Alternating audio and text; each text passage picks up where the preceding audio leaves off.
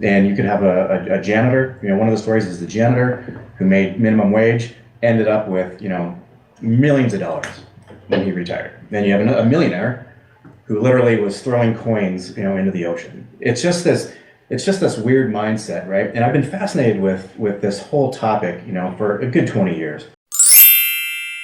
Lights, camera, action. We're back for your satisfaction from Action Business Furniture Studios is where it's happening. We have a special guest star appearance today from Sean O'Regan. Yeah, isn't it awesome? And to take it away for this Friday conversation is your host, Jonathan Byron. Take it away, John. All right. Welcome, everybody. Welcome, viewers from home. We are here. It's Friday. It's Friday afternoon. It is a beautiful day out there. I don't know if you guys have got a chance to get outside and enjoy the sunshine, but it is a good one. It's really nice. We've got a great group of people here in the room today. Very excited to have this conversation. We had everything like live and going. Hopefully you guys figure out where we are now. But the topic today is one that is a little bit difficult to even broach. And I'm taking my time with it because of that. We're talking about what happens when we are no longer here, when we're no longer running our companies is the vernacular we're using. But Sean and I were talking, and the theme that he uncovered that was really resonated with me is this idea that we don't live forever. Mm-hmm. And that we kind of hit this age in life where all of a sudden, like, we are realizing that we don't last forever. So we're going to jump into that in a little bit. Zane and Rob are working on getting everything kind of functionally going. So I'm going to skip to you, sir. If you could introduce yourself and who you are, what you do, and what a good client would look like for you, or what a good referral would look like, and any events that you have coming up. And then we'll go around the room this way and wrap up over here with the team. Gotcha. I'm James Kettner, the founder of J2K Sales Pros, which was founded this last month. And I already have had a lot of big name clients that are here. And basically what it is business consulting, coaching on the sales side. And you can rent me as a salesperson for businesses, which a lot of ones like RoofMax and other big companies have done. But yeah. Excellent. Welcome. I'm Kelsey Hines. I'm with Naomi Khan Agency. I do home and auto insurance, and we're just really passionate about educating people in insurance and making sure that you know all your options and just have people in your corner. Hi, I'm Josh Morrow. I'm the founder of Northwest Design Institute, and I'm also an Army veteran. I have a disability rating and all that sort of stuff. And my focus with the Northwest Design Institute is advanced design education, right? So we do not teach the tools, the programs, the software, anything like that. We teach the thinking, right? So design thinking is a system, processes, and methods for understanding and solving problems. It's methods and tools that enable analytical thinking and analytical thinking and I'm totally blanking on analytical thinking and anyways, you combine those two and you end up with creativity. I'm totally blanking on the other concept. Anyways, but those are tools and skill sets that everybody has, right? Analytical thinking, critical thinking, you combine the two, you get abductive reasoning, otherwise known as creativity, right? Creativity, everybody has. Some people just need a little bit of coaching and a little bit of process to help enable that analytical thinking and enable that critical thinking, and then they can have the creativity, right? That's all that is. Design thinking and all the design processes of designing a product, digital, physical, or even brick and mortar spaces are just centered around that, right? I taught these at Ohio State. My focus of the Northwest Design Institute is focusing on veterans and military families in North Idaho, where I live, and in the inner Northwest area, to bring basically that advanced design education to veterans and military families without necessarily having to go to college and pay college prices and all of that for it. So I also have another little startup called Vast Farm Labs, which is Veterans, Agriculture, Sustainability, and Technology. And that's focused on ag tech and ag education. Awesome. Welcome. Wow. Follow that. My name is Gary Canavello, and I've been a professional vocalist, singer, and actor since, I've been a member of SAG and AFTRA since 1989. I don't know if you're familiar with SAG and AFTRA, but that's what I did when I lived in California. I moved up here in 2014 and came upon I did 4 episodes on a television show called Going Home. It's very difficult to find any kind of work for me anyway, lately. So I really, just work whatever I can do, deliver flowers or whatever I can do.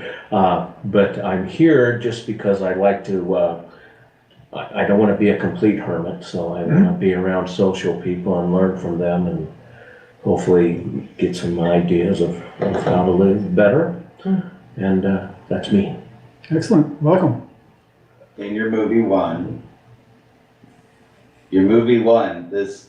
Oh, yeah. Yeah, you guys won the movie award. Yeah, our You're 50 the hour best slam. film. 50 hour Nice. slam. Congratulations. Yeah, that's fine. Yeah, I forgot to tell you, every once a year, the Pacific Northwest does a film that is, you have 48 hours to write, produce, script, edit, film, everything. And there's so many people that are doing it, hundreds of people. They develop teams and they're on a team and they do that. And it's called the 50 Hour Slam. And then they show up at the Garland Theater this year and, vote on them all and everything. It was just really, really fun. That's cool. Yeah, Very cool. so much fun. Really cool. Congratulations. Thanks. Yeah. Good job. My name is Brett McMahon. I'm a representative of New York Life and MyLife Securities, providing holistic advice and guidance, protection first approach. We work with a lot of small businesses, families, the middle market and above, as far as perpetuation planning, asset transfers, quite a few different, very unique and tax efficient ways of doing so, especially with the changes within the state and federal government regulations, and especially with the changes in the death tax in Washington state, which is a big topic for me right now with a lot of clients. So been in the financial industry for financial services industry, starting out with auto and home back in 1998. And this is my 3rd iteration as far as business and book of business growth over the last 5 years. So be happy to answer any questions. Thank you for having me. Excellent. Welcome. Yeah. Hi, my name is Meredith Albrecht, and I was in the 48 Hour Slam in Austin last June, which was so much fun. I got to direct a film, so yes, Did your film win? no, my film did not win. It was our first time, and there was only 2, but it was a lot of fun. It was awesome. a lot of fun, and it really pushes you out of your comfort zone, which is what I love. I am starting up a virtual assistant business, which I do admin tasks for small businesses, course creators. I also create videos. I can help you create something on your smartphone if you would like. I'm also open to work as either front desk or office support for a local business around here, preferably part-time. So if anyone, I have my contact information, and thank you for having me, and hopefully I didn't talk too fast. Good. Excellent. I'm not Welcome. shoving chips into my face. Lisa Miller, I'm a private arbitrator, private judge, retired administrative judge, and just recently filed and declared my candidacy for city council for position 1. I'm running on a 3-pronged platform of fiscal responsibility, support for law enforcement, and support for the small business and entrepreneur community. Hey, which all is right. You all. And I am looking for help with knocking on doors and displaying lawn signs and any other help. I've already recruited this wonderful person right here. Excellent. But if anybody else doesn't want to get left behind, please come see me, and I would appreciate your vote. All right. Welcome. Sean O'Regan with Heritage Bank. I've been in the finance space for about 20 years now. Banking and private, a little bit of in and out of both. Heritage Bank is kind of new to the Spokane market. We're almost 100 years old on the west side. But 2 years ago, we did a Boise office, and 4 years ago, Portland. And now we're kind of filling the gap with a Spokane team to kind of bridge that all together. So very big on the west side and very strong. And commercial lending is my expertise. All right, awesome, welcome.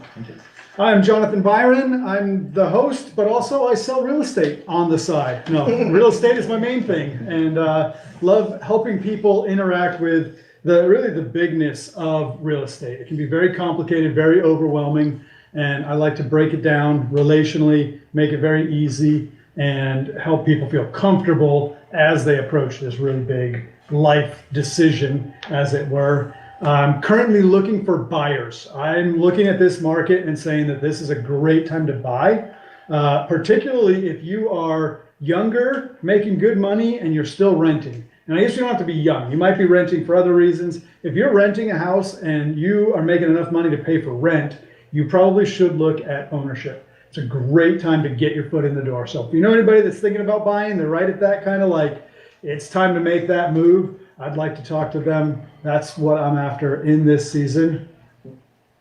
All right. Hello, everyone. Robert Reuter with IDIC Designs. If you are renting your business today using other people's platforms and software, I would love to have a conversation. I help small businesses build their platform for a sustainable future. So that's IDIC Designs. Fabulous. Rob and I both share a passion for not renting, right? Ownership. Take ownership. It's good. I like it. Awesome. Hello, I'm Zane Schwindeman. I'm with Zebra Go.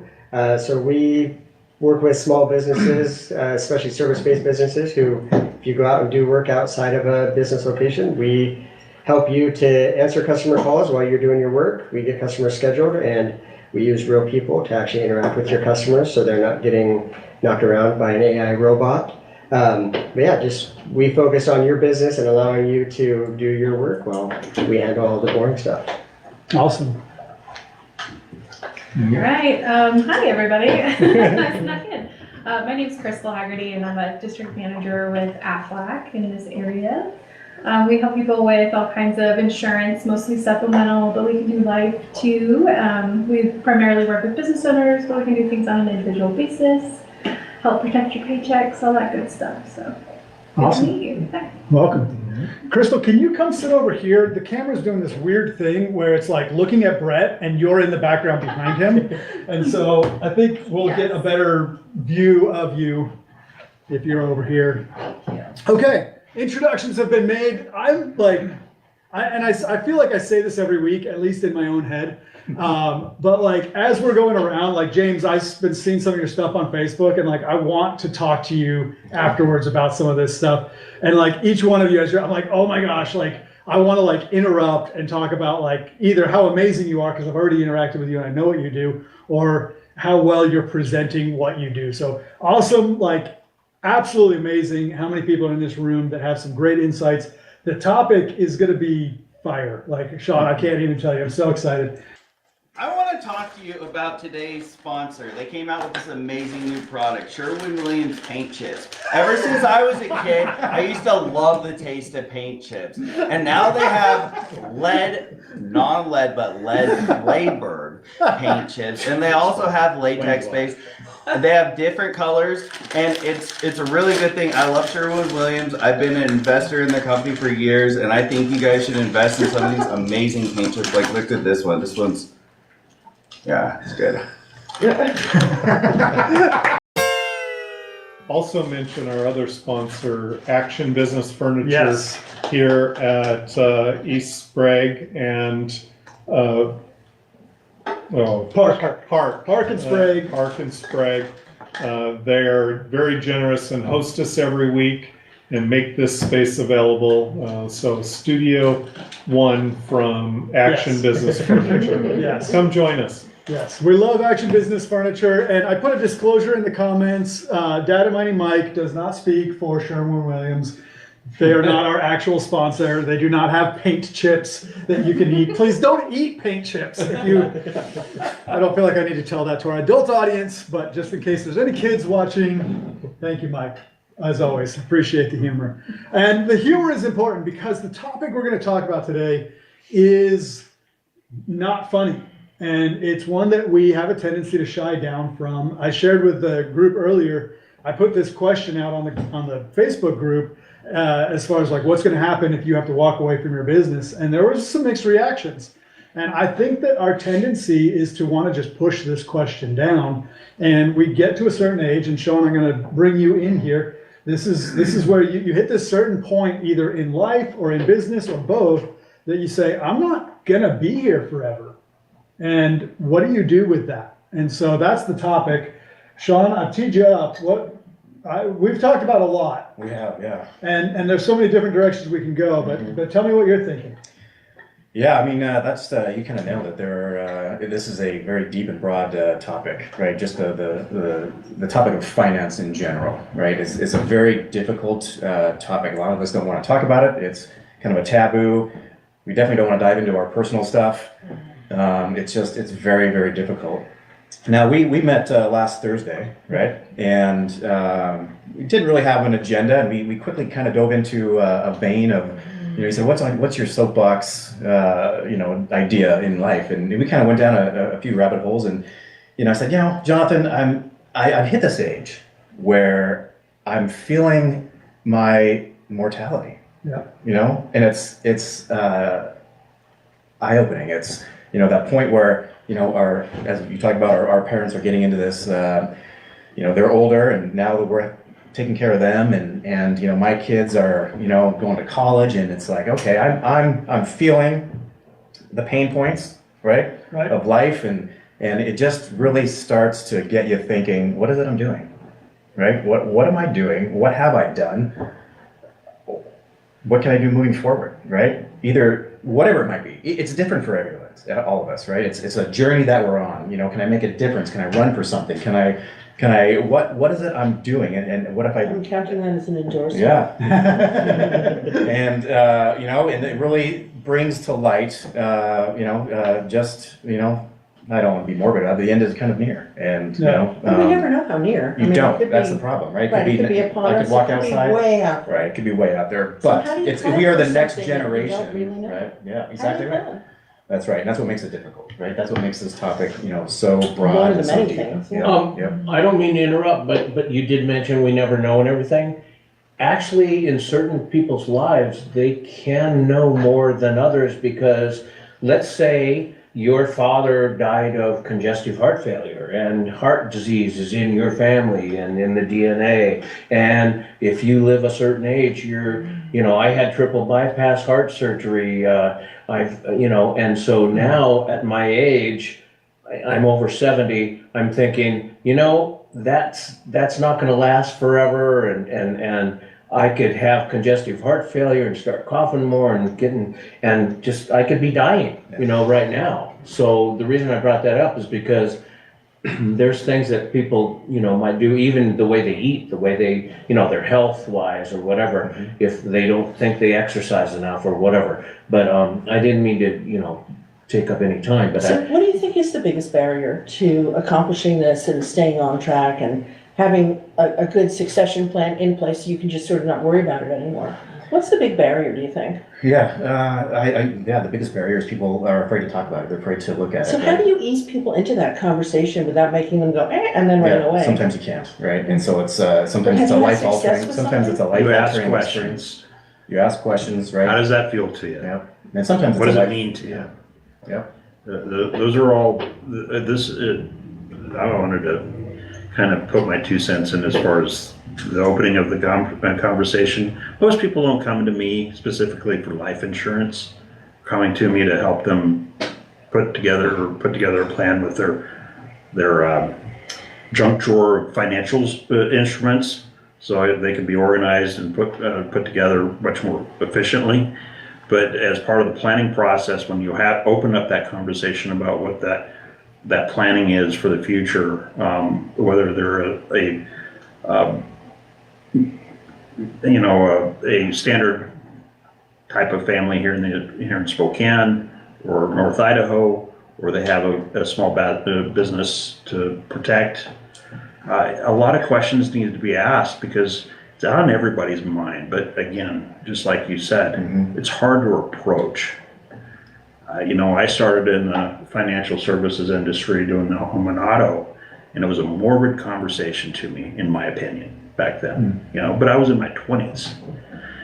But as I got older and realized, boy, that is a huge tool in the toolbox that needs to be talked about. And the education part is what people are losing in the online education that we've had over the last 20 years. Most people see the internet, and I've been using this for a few years, but they look at the internet like, wow, this is great. There's all this information out there. And so they'll poke around with the ideas. But it's like looking at the Pacific Ocean with a magnifying glass. You really don't have any understanding, and you don't even know how to approach that big concept of death, which, guess what, everybody? 100% chance of it. So, how do I even go about doing that? Helping, they don't know that they've got risk with, you know, how they perpetuate their business through losing somebody. They could be in their 20s and go like that. Yeah, could be the healthy in your 20s, the healthiest, exercise every day. And, and you know, zero health, you know, issues in the family at all. And your bike breaks. And you have a heart attack on the treadmill. Right? It happens. You know, you just don't know. Yeah. So go back to you were kind of on a thread there. Yeah, I mean, yeah, as we were, you know, discussing just kind of, you know, where we're at in life and intentionality, right, in life. And, you know, part of that is, you know, we all, you know, should have a will, and I don't, being full disclosure there, right? I'm going to rush right out and get one, that's for sure. But my wife and I keep talking about it all the time. Well, what's going to, you know, what are we going to do? Yeah, okay, well, yeah. And I do have it is scheduled, right? It's on the calendar. It's on the calendar, just to let everybody know. But I just think, you know, when we talk about financial, you know, the conversation of finances, it's just extreme. I've been doing it for 20 years, and it's different no matter who I talk to, right? Whether you're a business owner or you're doing your own personal, everybody has their own worldview or ideology. Sure. Right? Like I'm a saver, right? I'm a spender, right? All right, you know, I like to score. Everybody has something different, right? Which is extremely fascinating to me.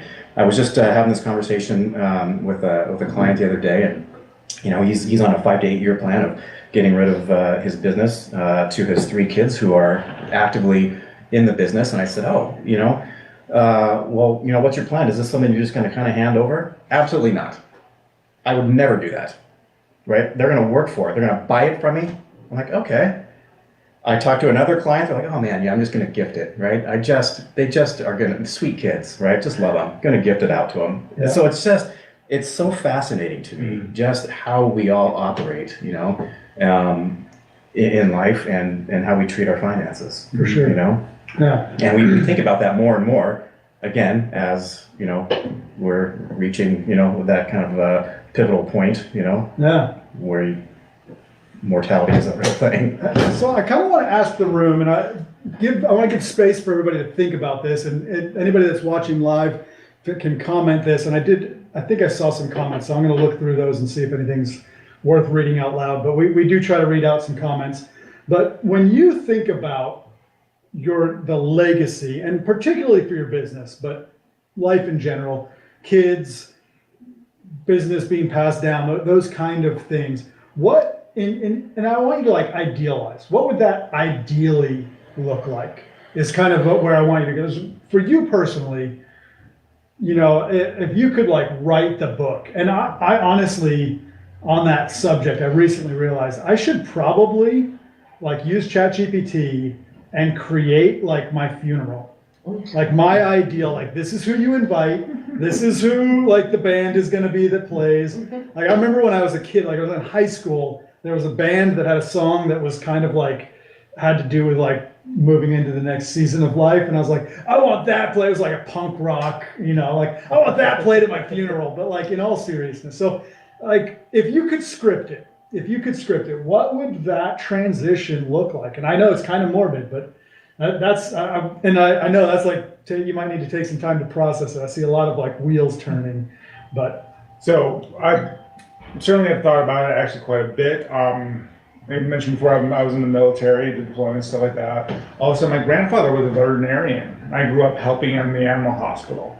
My father grew up in the animal hospital. So we were a hunting, fishing family, all that sort of stuff, but we were very much taught about the life is going to end, but also the ethics of stuff like this. And for instance, you euthanize animals and stuff like that. And I'm in Idaho. My parents are in Idaho. There's no death with dignity law over there, like there is in Washington. Those are certainly the discussions that we've always had growing up. Those were dining room discussions, dinner table discussions. Honestly, we were very sober in those regards. And my parents were always, having seen the sort of chaos with their parents and end of life and financial planning as well as everything else, and they were the kind of people who just didn't let their kids know what they were doing and stuff like that. Our parents were always very like, that's not happening to you and your sister. We're gonna make sure everything's locked, you guys know where everything is and everything's set and organized and whatnot. Fast forward a little bit. I'm not gonna have kids. My sister is the one who has kids. I'm the weird world travel crazy uncle, and snowboard in the wintertime, sail in the summertime. And so looking forward, like as a legacy, right? The Northwest Design Institute is functioning and running, and I can go into all the big map of all of that, and it's been functional for a few years. Taught some classes already, going okay. But Northwest Design Institute and Vast Farm Labs are doing good things for veterans and other people in the North Idaho and in the Northwest area. Leveling the playing field in education and a lot of other stuff like that, grassroots stuff.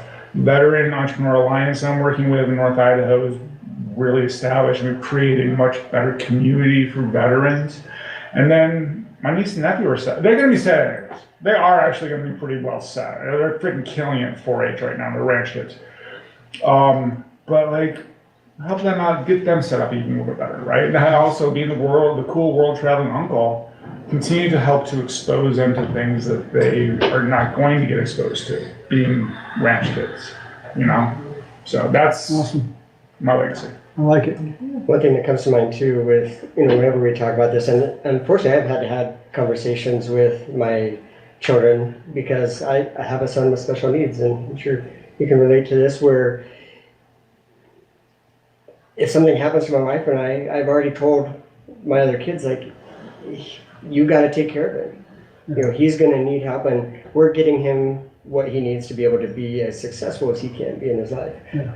But that's another reality of this situation too, is you got to plan for the people that are going to need that extra support when you're not there. Yeah. Can I speak to that? Of course, yeah.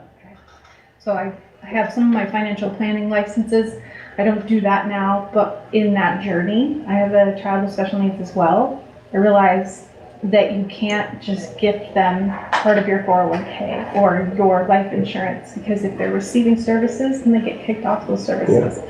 I learned in a very scary way that you have to plan for not only your lifetime, but for theirs, and you need to put a trust, and you need to do these things, and you have to be very careful with your life insurance and all the stuff. And so that is something that I'm really glad I'm here, because that is something I thought about a lot. Yeah. It's called a special needs trust. Mm-hmm.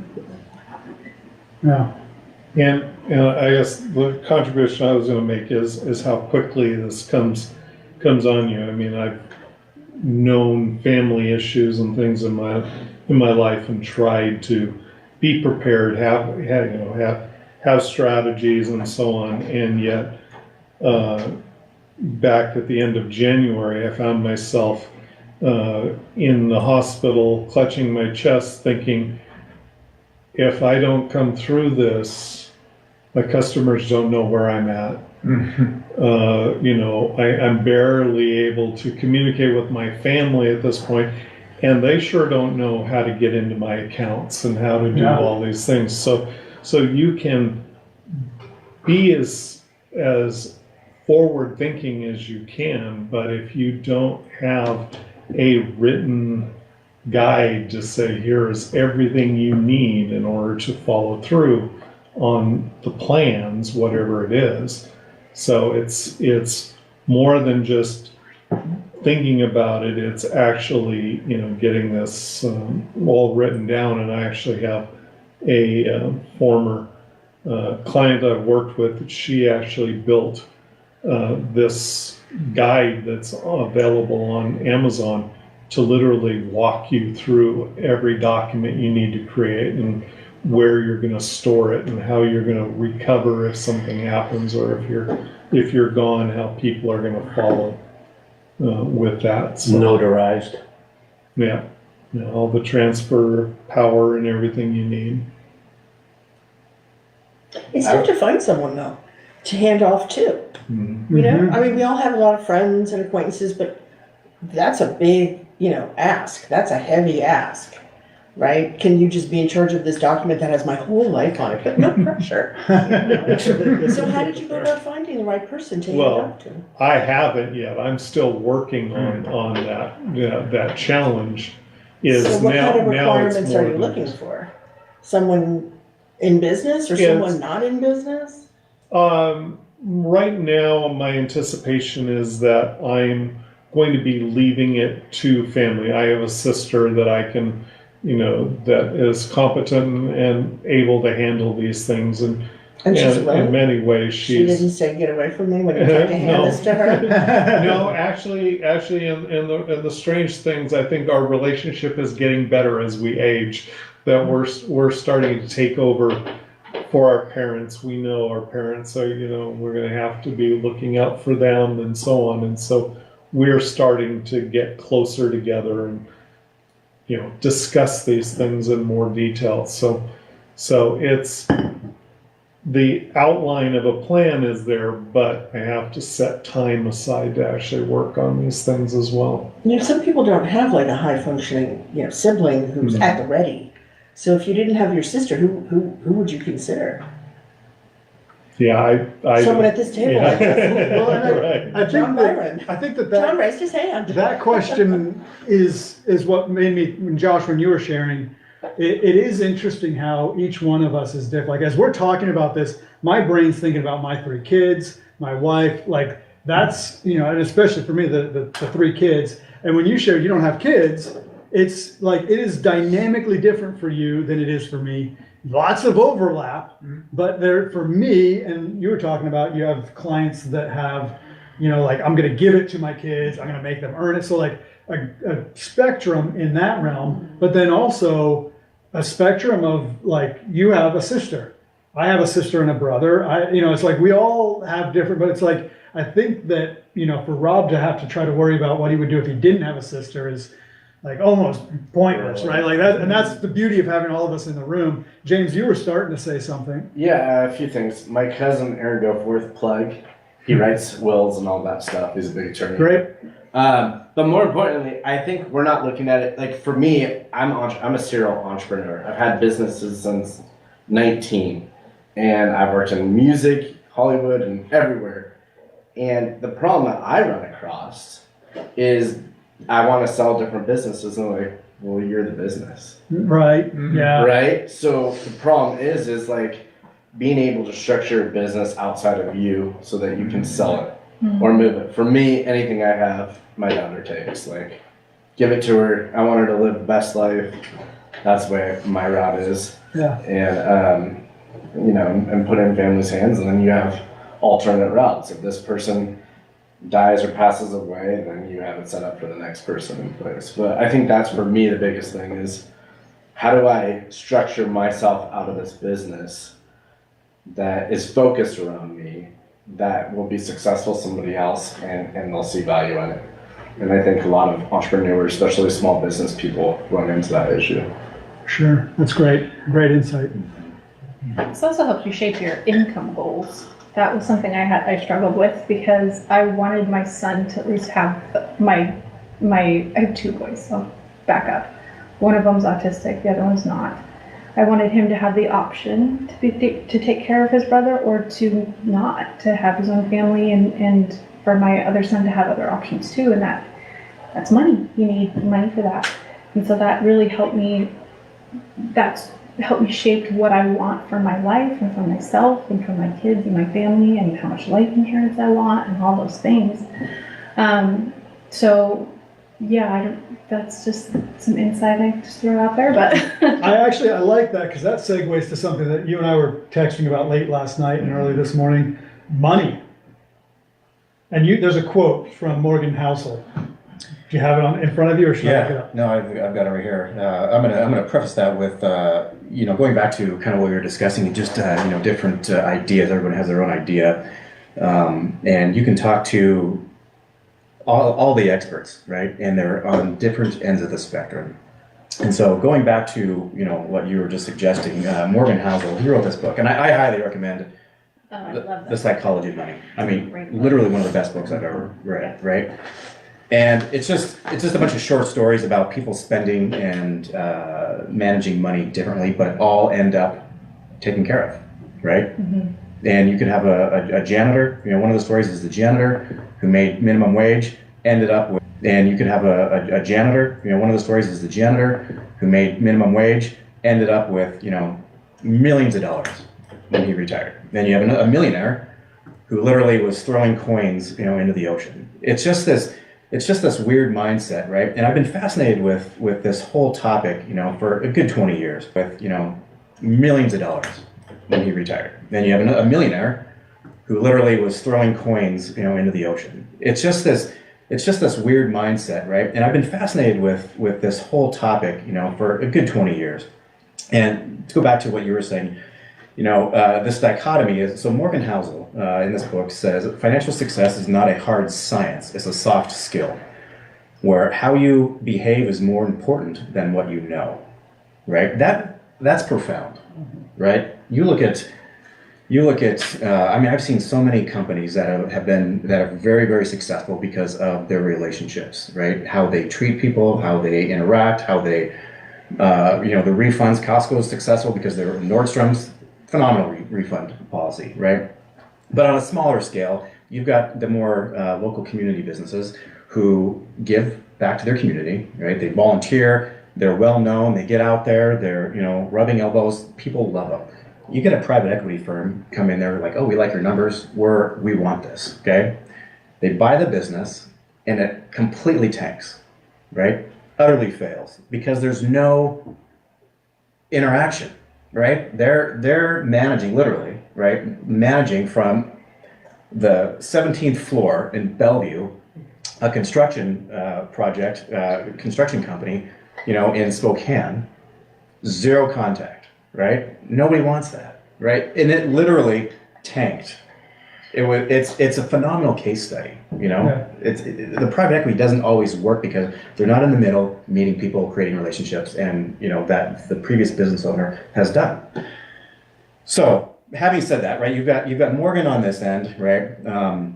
You've got, and I wrote this down here. You've got Myron Herrick also wrote, "The laws of finance are so well known and as sure in their operation as the law of physics. The problem before us is simply to apply these laws wisely." Okay, that makes sense. Completely opposite of what Morgan is saying, right? Morgan is saying it's a behavior, right? There's no set application. Yeah, there's some general guidelines, but it's just not black and white, So you get two people who are very intelligent.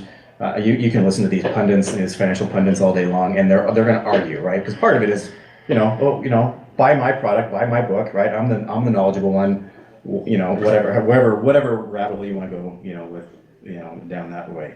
Morgan also states that he goes, physics isn't controversial; it's guided by laws, right? Which also is a direct opposite of what Morgan here was saying. So we can live our lives. Right, and as Josh was saying, I wrote something down that you were it kind of spurred a thought in my mind. Generational conditioning, right? Which is a lot of us. You get people in who lived in poverty, right? Our grandparents lived in poverty, so they squirrel away. I don't want my kids to live like I did, right? And so they squirrel away everything and spend nothing. And then you get the next generation like, oh well, I like free living, right? I don't need anything. I'm gonna live in a tiny home. I need nothing. They have nothing. It's just this weird, weird push and pull, right, to life. Yeah. You know, I mean, But you end up in the same spot. you die with nothing, right? Yeah. So you end up, Start with you nothing, end up all going to the same place, right? So what is it, right? What is our thing in life? Which is really what we were talking about. Yeah. But isn't the key to define it for ourselves? Absolutely. And I think all the do we? finance professionals have to get over this with every single client, right? What are your goals? And they go, well, I don't want to overspend before I die, but I don't want to, not enjoy life, and I don't know. And so. So you're paralyzed to doing nothing. What are your passions The and who do you paralysis love? analysis. What are your Exactly. passions and who do you love? So, Yep. and then they Like your answer that. questions. That's exactly it. Like right in the beginning, you think you have this person on paper. This is what's going to work for them. But then you get into the moment where you're asking them questions, and then you find out that is not where this needs to go. This And then, is darn it, they change in the middle of the process. they do. And you People overdo, evolve. right? Then what do you do? You just review Rip it all again. up, throw it out? So this makes me think, I'm sorry to interject, the podcast Modern Wisdom, I was listening to it coming over here, and the guest was Naval Ravikant. And I highly suggest you, Facebook. he's a successful, entrepreneur of some sort multiple times and whatnot, but he has just such grounded wisdom and thought about these things, practical, and like the guy clearly has these conversations with himself, whether it be about death and the life or anything else, or what do you want? What do you want yourself? Right? And he's like, I don't keep a calendar. I wake up when I wake up. Love it. I'm like, Love it. dude, it's amazing. And that's, Kelsey, I want to hear from you, because we talked about this. You're quiet, you're always listening, and you've got these huge thoughts. So I'm giving you a teaser that we're coming your way next. But Josh, what you're saying there is something that I at least fascinate myself by frequently. Is on the one hand, I could sell everything and go live in a hut on a beach, Quonset hut, like just like minimalist and just bliss of like I don't have to worry about anything. And on the other hand, there's always something rewarding about pursuing something. It's the pursuit. The pursuit, yeah, pursuit. Absolutely. And so right? it's really fascinating. And Lisa, kind of getting into what you're talking about, it's like, I like to say this, and this might be like too dark for the room, but oh well, here we go. Like, if you stare into the void long enough, the void stares back. And there is just this, and that's what this topic is that there is this finality to it. And if I chose the route of living in a Quonset hut on the beach and just existing, I'm going to get to the end of that existence. And how I respond to it is one thing, but I will not have the opportunity to go back and try something different. You guys will be able to shout out the name of the guy that wrote the Path Diverged in the Wilderness.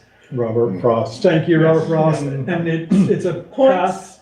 Points for It's that. massive points to Rob. It's a path. Two roads diverged There it in the is. yellow wood, and Yes. sorry I Yeah. would be Oh, one traveler, God. long I stood, looking down one till where it bent in the growth, then take the other just as fair. Yes.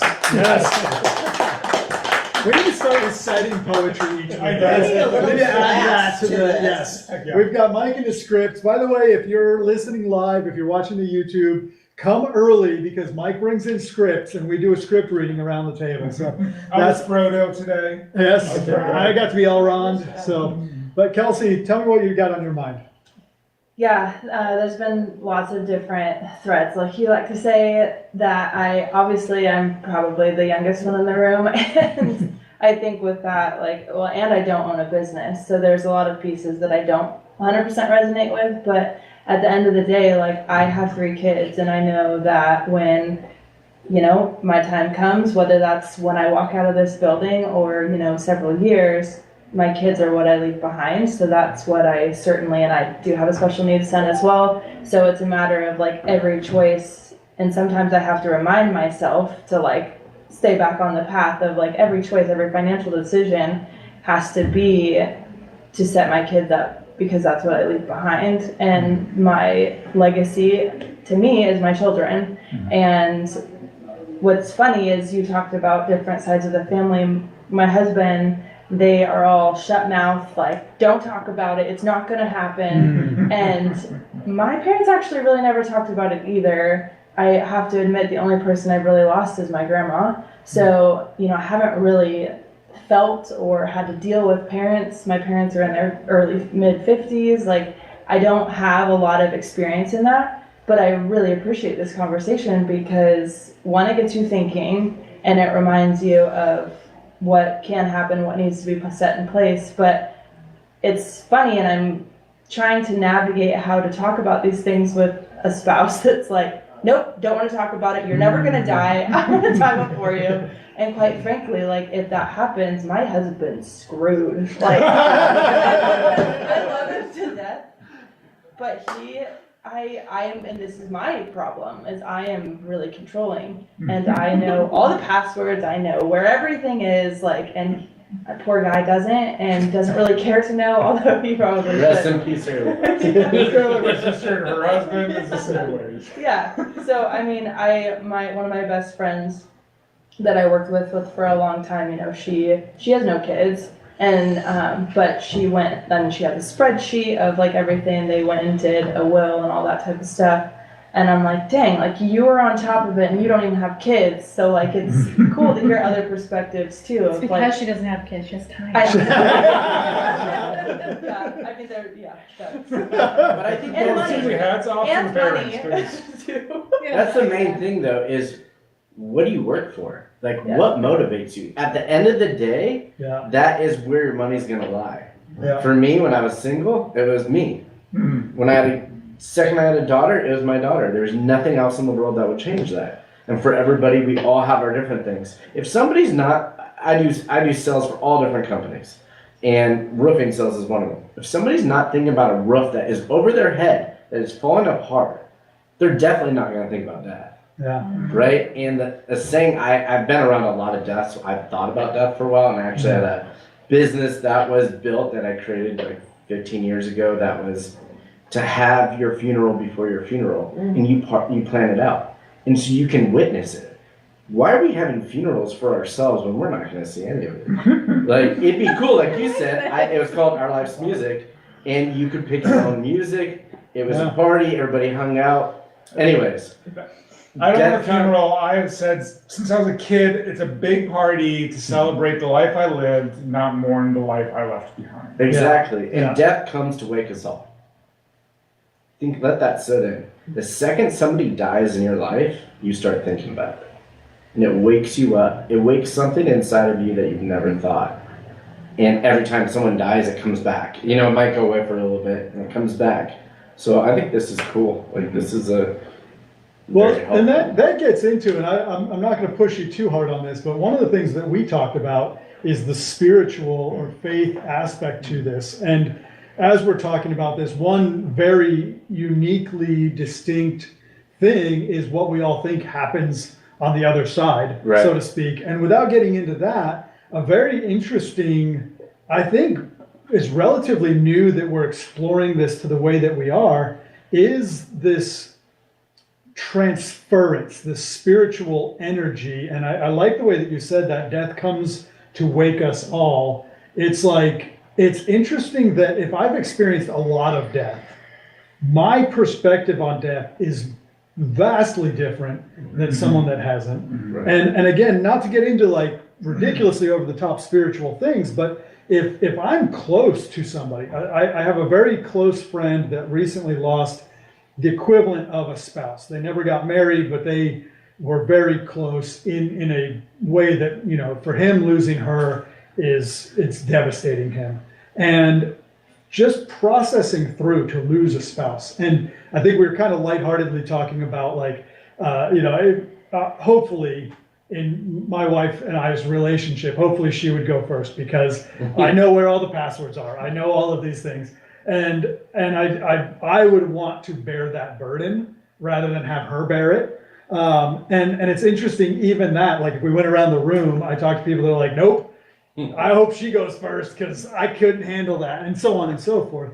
But it's very interesting, And one of the reasons we don't talk about this is there really is this like, so I don't know, I don't want to push it too hard, but you want to delve into that a little bit, and we only have a little bit of time left. Yeah, So. I mean, completely, to be completely transparent, that's kind of where our conversation, kind of led, the last Thursday was, more on the spiritual side of things, and, whatever it is, believe, we all believe something, right? It's, yourself or nature or, a religion, we all believe in something.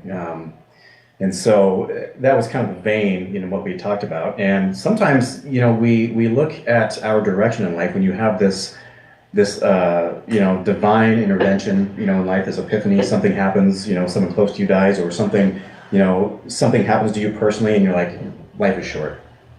What is it I'm doing, right? Yeah. What is it I'm really doing in life, right? Which, that happened to me, and it really makes, it changes your perspective, and it makes moving forward a little bit difficult until you can wrap your head around that and make sense of it and want to make change. I know that's very vague. I won't go into the spiritual piece of it, but That's it's... the most interesting piece. I was told the spiritual, it's Talk about spiritual. Yeah, you can. it's okay, well, I'm just going to take a real sense. Take a breath. I was an alcoholic, right, for many years, okay? 20 years ago, I was delivered from alcohol, right, overnight, okay? And I was in banking at the time, and part of networking in banking is As part of your deliverance, did you meet someone? I did meet somebody. Yes, I did. Yep, that's another tangent, another direction. In meeting this person, okay, it was a deliverance, okay? I went from drinking excessively, 1 second, to waking up not even wanting alcohol, okay? And you've never changed back? I've never even, haven't looked back, okay? You haven't felt a tug? Not a single thing, right? And I can sit in bars, I can network in bars, right? I can hang out, and it's a transition. Right, you lose friends, you gain new ones. Right, you change your habits. It's a big culture. You change your personality. You change your the way you drive home, even. How you entertain. Right, you know where the bars are. You know where the liquor stores are. Business development. All of it, right? Everything changes.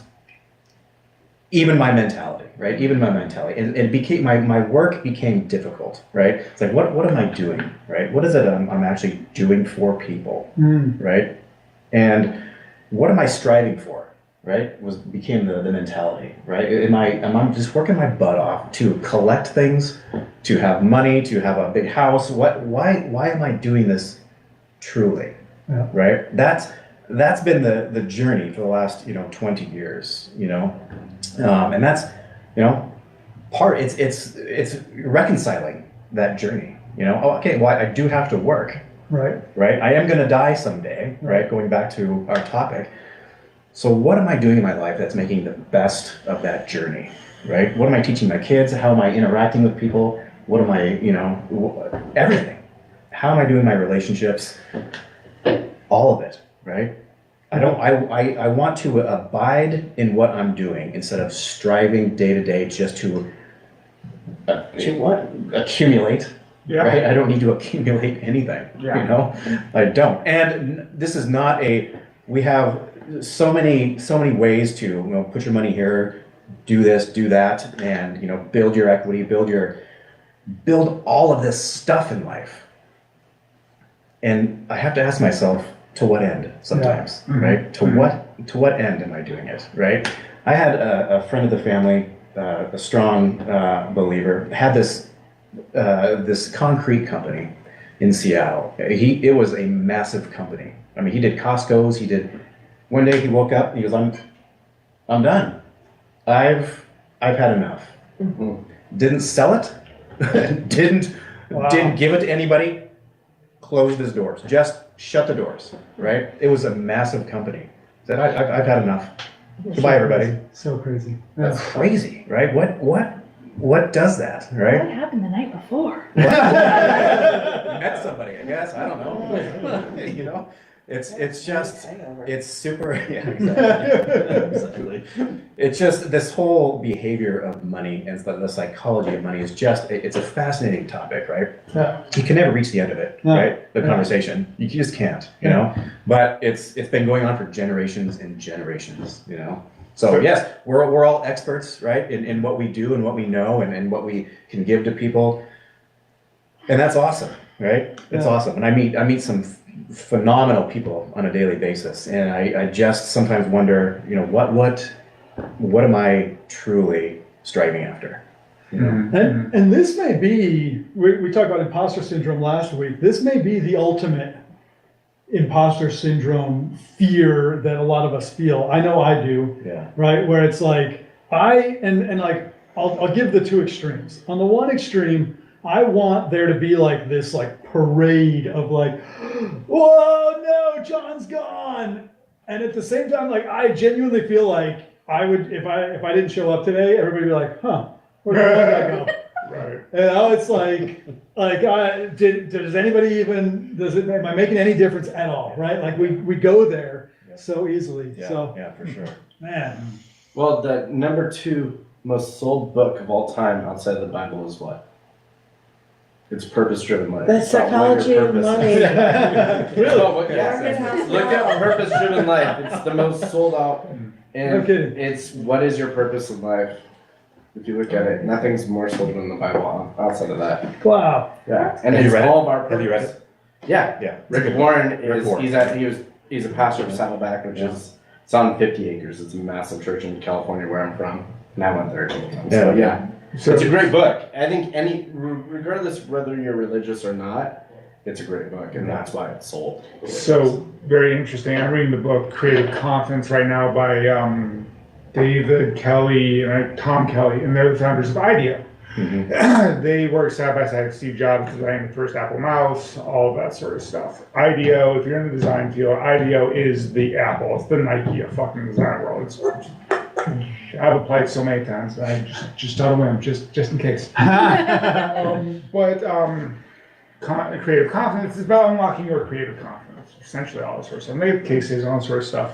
And there's in that they also talk about the looks good, feel bad types of jobs, right? It looks good, but it doesn't feed here, all that sort of stuff.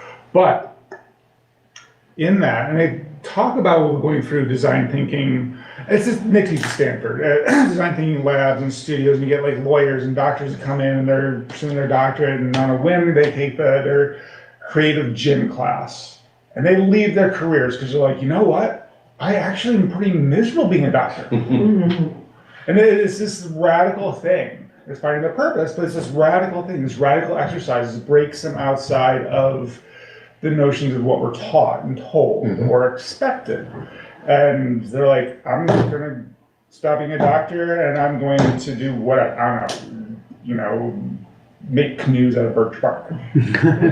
Whatever. So there's another great book, I think, Creative Confidence by Tom and David Kelly. I think I have that. Where's he out of? It's the Bay Area. Yeah. Okay. Yeah. I do think I have his book. I do want to touch on what you're talking about a little bit. What's that? Very quickly. Okay. I think one of the biggest gifts you can give to yourself is there's a couple books. Simon Sinek kind of talks about it a little bit, right? Is the power of yes, or the why, the power of why, right? Yeah. And so that book, right, and another book that I read, not to offend anybody, I Don't Have Enough Faith to Be an Atheist, right? It talks about, right, asking the question why, right? We do so often in our lives, we just do things because that's how we were brought up, that's our worldview, that's what whatever it might be. We get stuck in these grains of thinking that if we continually ask ourselves why, right, you can drill down to the very bottom of the truth, right? So often what we believe is just a surface level, because that's what we've always done. Right. 100%. The second we start drilling into the why of things, you're like, that doesn't make any sense, what I've been doing. Why am I doing it? I would say that's the biggest gift, is to do just that exercise. The Japanese say to ask why 5 times, you get to the bottom of it. Absolutely, yeah. Love it. Well, before Mike comes and takes us out, I just want to thank everybody for being here. Thank again, Action Business Furniture for hosting us here. And great conversation. Sean, thank you for joining us. Thank you for sharing your insights, and a lot to everybody, like, thank you for being vulnerable and just really taking this space and being serious. If you're watching at home, if you're catching this YouTube video and you found value in this, it helps to share it. Pass it along. I know Mike's going to really strongly encourage you to do that, but genuinely from all of our hearts, we're here for that reason. We're wanting to give back to the people around us. And so hopefully you found some value in it. If you did, pass it along. Even here at the table, if this was something that you found valuable, that you think of somebody, share this with a neighbor, with a friend, with a coworker. And Mike, I hear none of us are getting out of this life alive, and that's why you should like and subscribe and check out all of Sean O'Regan's information, links in the video description below. Remember, sharing is caring. That's greater than, that is your chance at, like, maybe immortality. that's so true. Right? So you know what to do. Till next time, folks. Bye. We'll see y'all next week.